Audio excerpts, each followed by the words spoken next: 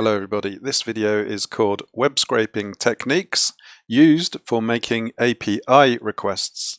Now we're going to be using Python and it's going to be in relation to using data for network devices.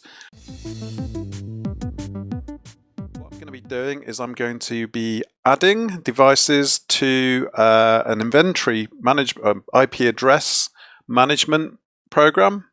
It's actually a sandbox online, so if you were watching it live, you'd actually see the devices appearing and being deleted and so on. The software is called NetBox API. That is not crucial to your understanding of this project. Really, what I'm going to be showing is when you make an API query using NetBox, only allows you to make 50 or query 50 devices with one API call. So what I'll be showing is how you can use the same methodology as if you were web scraping an infinite scroll page. And I'll show you how you can get potentially, I'm going to be doing about 700 ultimately, if it will let me. The sandbox is reset every day at midnight, I believe, and it's running on a virtual machine, so it's basically a free-for-all. So I'm hoping I don't upset too many people or get a 403 or forbidden, but you never quite know. So without further ado, let's have a quick look at what are we going to look at first. Let's look at NetBox. So NetBox, this is demo.netbox.dev. So again, you can add devices. It's basically a management program for adding network devices on a big network. So you'd add routers, firewalls, switches. You've got device types, module types, manufacturers, interfaces, ports, device roles, platforms, chassis, organizations. So you've got sites, regions, site groups. But to be honest, you don't need to know any of that really. The underlying concept is I'll give you a quick preview. It's here. So while next URL, and then do some stuff, and keep iterating through until you don't get any next URLs. So next URL equals json.loads, response.text, and it's looking for next in the dictionary. So first thing I want to show is the actual code which I use with something called, I'm going to zoom in now, so don't worry, let's just make it white as well because it's just easier to see. It burns your eyeballs out, but does it burn your eyeballs out? Do you code in white? I can't imagine many people do, but I guess it depends what screen you've got, if you've got a filter and so on. So if you want to look at the article where most of this is based on, let me just take you there. It's by TTL255, Przemek Rogler, Computer Networks, Python and Automation. So yeah, some good stuff in here. It was written in 2018, so he didn't use f-strings, but obviously that's not his fault. I've updated my code with f-strings and so on. So what it shows is how to access NetAdmin and get the API token. And there's loads here, so you just copy and paste any old one. If you're on a live production environment, obviously you would have to add a token and then use it wisely. But here it's free for all, so you can. These reset daily, so don't try and copy this. You'll need to come on here, demo.netbox.dev, and come and get the API token. You access it from the top right corner. The password is admin and admin. It was there all along. Okay, so right, let's get going. So what I want to show you first is code which creates all of the devices. Now I found this obviously from the TTL255 site. Get router list. I'm going to be using it for some work on some DHCP stuff. But here we go. So the URL there. First thing you need to do is hide your environment, hide your API key. If you were doing this in real life, you'd need to hide your API key. I'm showing it here. So you just do touch, you'd do touch.env, and then it would create you an empty .env file. It'd be hidden. So if you did ls, you wouldn't see it. But if you did ls, so ls, it doesn't show, ls minus la, and there you see it there, look, .env. So it's local to machine, so when you put the code on GitHub or wherever, you're not actually putting your password on GitHub. So yeah, best practice. So that's line 7. Import OS. We're going to be using that here to get the environment variables. JSON, I didn't actually use in the end. Import requests, good old requests. You should be familiar with that. If you've done any web scraping or pretty much anything using Python, it's probably what the first package you would ever want to experiment with. Or if you were working on your IPAM in your own company, you may not have an SSL certificate set up for it, and you would get SSL errors. So you need to add these 2 lines. Requests.packages.url lib3.exceptions import insecure warning. Requests.packages.url lib3.disable _warnings insecure request warning. Copy and paste that. You'll find that on anywhere on the internet. NetBox. Okay, so before we go through all the code, I'm just going to run this just to demonstrate. So here we go. Let's just run it. I'm just going to check NetBox first, because that's where we will see all the devices appear once we've run our code. So we need to just be sure what the most recent device was. I need to refresh that, because that was me earlier with that testing, and I added 58 devices. And there we see there's a lot of them there. So I need to just go back and... No, I don't want to delete all of them. I think I'll get in trouble. I'd probably upset some people who are manually adding them. This is the beauty of automation. So, get rid of those. Delete selected. Confirm bulk deletion. Delete 10 devices. Okay, good. Right, so we're good to go now. Okay, so let's run my code and see what we get. And it's worked. So you can see there it's added 2 spine switches and it's added 8 leaf switches. I'll show you how I formatted that in a second, but if we come back in here and do a refresh, so the most recent number was 120, I think, wasn't it?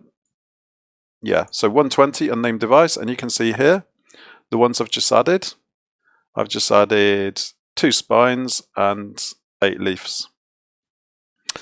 So the whole purpose of adding these is so that I can demonstrate how you can use next URL, much like you would do if you were web scraping, or if in particular if you were web scraping a page with infinite scroll where you had to keep on getting another 25 or another 50 results at a time, because an API is only going to, if there's 1,000 records, an API is not going to send you all 1,000 records in one hit, or unlikely. If it's written properly, it shouldn't. Right, I'm going to delete those, and let's I'm going to delete those, and now let's add, and rather than 8 leaf and 2 spines, let's add 20 spines and 80 leaf. Now I'll just quickly carry on running through this. So bulk add list to store the dictionaries with attributes for new devices. Just create an empty list. These now, from line 45 down to line 50, I manually went into IPAM, or the DevBox IPAM, and I had to create these manually. So I actually went into sites, device roles, and device types. I'll show you where I went. So I went into device types, for instance, and I added. So I did add, then just said Cisco, and then 7060 CX2. Yeah, or if it was, what was that, device type. So yeah, on a device type, I was just adding this. So whatever's here in your code needs to match what you manually create here. So you just have to do that 5 times. You need to set the site, a device role for your leaf switch, device role for your spine switch, device types for each of those. So types, roles, sites. If you're only adding a router and you're not worried about different types of switches, then you could get rid of 2 of those lines and it would just look something a bit more like that. But I'm sticking with this. And what we say here is we've got 2 loops. One is looping through the number of spines. So for however many spine switches you've got, it's adding the name plus the current iteration number. Obviously, you're going to increment from 1 upwards. It's adding the ID there. The ID comes from the type. So PyNetBox queries the device and gets the slug. With the slug, you then get an object. With the object, you have the ID. So then it's setting what you're adding. It's then setting with the correct slug. And then it's doing a try and then accept at the end. The formatting is so the nice output that you see on the screen down here. That's created by these lines here, FMT format, and it's saying up to 25 characters, up to 15 characters. So it's making you your nice columns, and that's the header. So then it's saying format or FMT.format with however many headers there are. So it's reading the list of headers. So as you add more things to the header, because you've used star there, it's unpacking the list. And then with the results, it's printing a name device role. So obviously these 4 lines match these 4. So you need the header just to, well, so it makes sense. Otherwise, without that, it wouldn't make quite so much sense.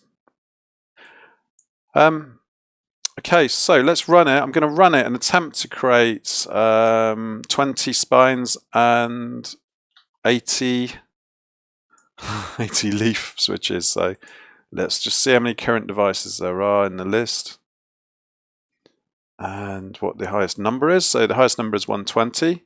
So let's run it and see if we can pull it off. And I think while I've been talking, have I done something to upset it? Maybe not. Let's run it again. That's running. I get that sometimes with the code runner in VS Code. It tends to remember where you had your mouse in your code if you're just looking through it. And then when you try and click the play button up here, wow, it's made 80 switches. 80 leaf switches and yeah, and 20 spine switches. So if we go into IPAM now and have a look, yeah, wow, that's a lot of switches. So the whole point of doing this is if you look down here, it's showing 1 to 50 of 183. As I say, the restriction of the API is that you can only retrieve 50 at a time. So now if we go to fetch, what I want to do here, I'm just going to delete any old files. I've got router list there, which in a second you'll see why I'm deleting router list. And this worked. Sometimes this really confuses me. Sometimes you think you've done your code wrong, and then I don't know. Code runner thing is brilliant. It just saves typing, but sometimes it gets you in a muddle. So let's just go and look at our router list. So just come down here, router list. And we've got all of our list of routers in here. So we've got 100 routers. Now, going back to the whole point of this, the core concept here is that we used while next URL here on line 109. Next URL equals json.loads response.text. And then it's looking for next. Next obviously appears in the response JSON. So it's printing it. And then again, the next response equals request.get next URL. Then it keeps, what we're doing here was we're just saying all results, it's appending effectively, so it's adding the next dictionary to the all results list. And then at the end it's just saying next URL equals json.loadsResponse.text.next, so it's doing that over and over again until it runs out, and then when next URL is false, then that loop exits, and then you've got a list called all results. So it's a variable which we declared here. The variable is called all results, and that's iterable. So as we iterate through all of the results, I've put just a colon in there because it's actually a list. And yeah, once we iterate through the list, we actually get each entry from that list and we write it to the router list.txt file here.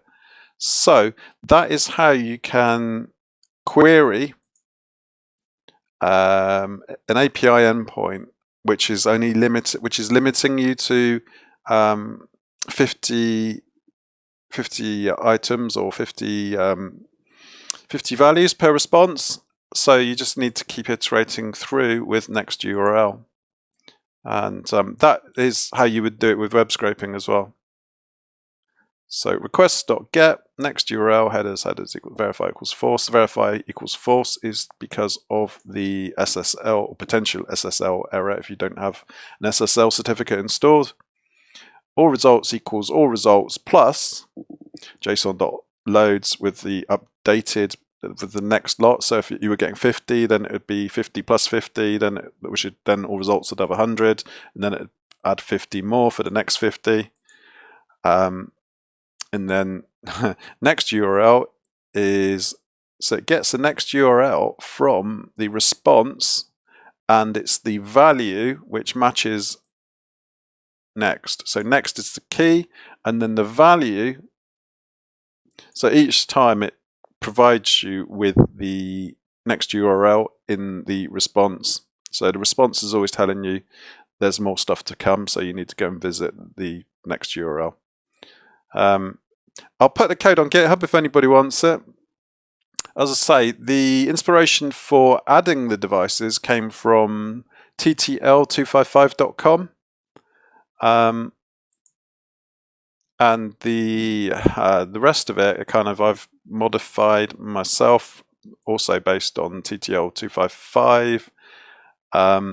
This bit here, which is basically the whole point of it, is you want to query where the name includes whatever you want. So if you're called ABC root abcnetworks.com, you just put name dunder IC equals abcnetworks.com, and then within IPAM it would find them all with that name. If you're like a service provider and you've got, say, I don't know, north, east, south, and west, you might have south underscore router 1, south underscore router 2, or whatever. So yeah, whatever you want, you just put here. So NetBox API root, which is just NetBox blah blah blah. Then this is the API endpoint, and then you do question mark name dunder IC equals. So if you haven't paid attention, shame on you, and if you haven't subscribed, shame on you as well. But if you want to take away something from this video, that is the answer. That's next URL and how to search for a specific name or part of a name within NetBox. And again, as I say, because this is using NetBox, that's not actually critical to what I'm trying to show. The main point of this video really is using next URL when the API is limiting you to 50 results at a time within each response. So hopefully makes sense. Hopefully I've explained it. If I haven't, apologies. If you want the code, let me know. It's based on the TTL255 code. I've tweaked it a little bit. Yeah, this is the other really interesting bit, and if I can just make that a bit smaller, I'll paste that in for you to see. Make that a bit smaller still. And it appears my head's blocking that, so apologies for that, but you get the idea. Let's just go one more. There we go. In fact, I can move my head. Let me try and move my head. In real time, I'm moving around on the screen. Okay, there's all results equals json.loads, response.text, and you are looking for results. So the key is results, and then obviously the values are what you're getting back. So all results equals the values from this lot. And then next URL equals json.loads response.text.next. So the next, what you're doing is you're looking in the response.text. So instead of looking for the results, you're looking for the value which matches this key. And then while next URL, while we keep getting a value for the next key, we're just printing it there, you don't need to do that. So the response equals request.next URL. So you go off to that, the second URL, go and fetch it, and you add it to the first. So it's adding 50 to your first 50, which then gives you 100, and then next time around, as I said, you get another 50 onto your 100, so you get 150. So next URL is always whatever you find in the value that matches the key of next. And if the key of next doesn't exist, then the whole loop you break out of the loop, and that's when you just need to process all results, which you just print or do whatever you want with. But here I've iterated through it and written it to the text file, which was what created me this big file. So any questions, give me a shout. Yeah, thumbs up, subscribe. YouTube is getting harder and harder to, I don't know. The time, your hourly rate for making videos on YouTube is, yeah, I'd probably get more money busking, and I can't even play music or sing, so that's how low profit it is. I know what you're saying, we'll make better videos then, and yeah, I'm trying, but I do need a bit of assistance as well. So yeah, all comments, Patreon, subscribe, thumbs up, it all helps. So yeah, don't forget to subscribe.